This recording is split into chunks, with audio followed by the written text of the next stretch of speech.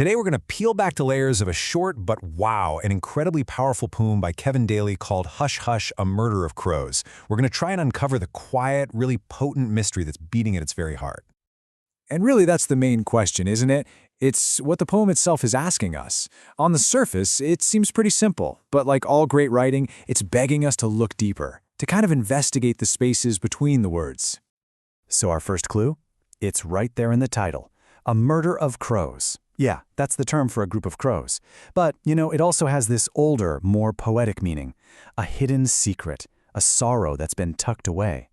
The title itself is a secret, telling us right from the jump that this poem is about something painful that's being kept under wraps. And the poem basically confirms this almost immediately. It's like it's giving us instructions on how to read it, telling us, hey, there's a really deep meaning here, and it's hidden in the simplest words, just waiting for you to see it. Okay, so from there, the poem guides us into the speaker's internal world. And this isn't a physical place we're talking about, it's a landscape of memory. And as you're about to see, it's a pretty desolate one. This really gets at the cruel nature of traumatic memory, doesn't it? The specific details, the who, the what, the where, so much of that is just gone. But the feeling, that emotional residue, the sorrow, the grief, the pain, that sticks around. It's heavy, it's persistent. The facts might fade, but the feeling never really does. And the poem just describes this state perfectly. It's not just that things are forgotten, it's that their absence has left a genuine void, an emptiness, a faded hollow. That's the landscape where this whole thing unfolds. So here, in this hollowed-out emotional space, the speaker faces a crisis. It's that moment where the one tool we all rely on to connect and explain ourselves just completely, utterly fails. I mean, have you ever felt this? That moment of such intense emotion, grief or shock, or even love, that language just evaporates.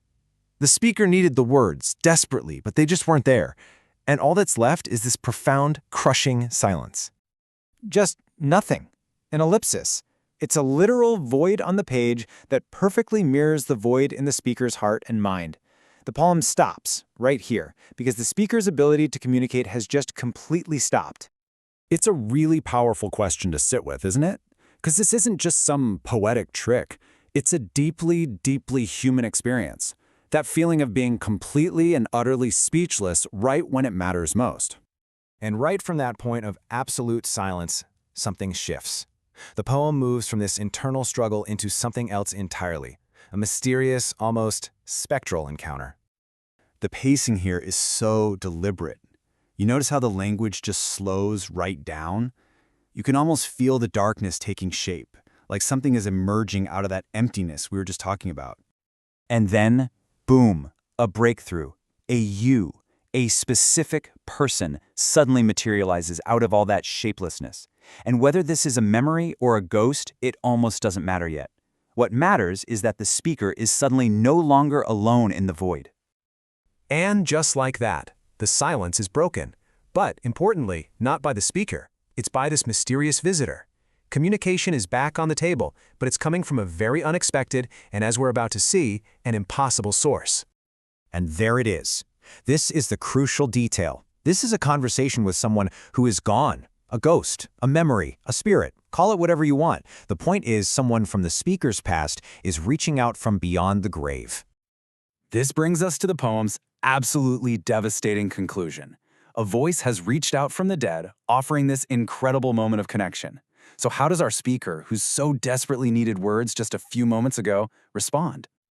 This is it. This is the climax of the entire poem. After all the buildup, the emptiness, the silence, and then this miraculous, ghostly communication, the response is nothing. Just that one word. Stark. Alone. It's a punch to the gut. But what does it actually mean?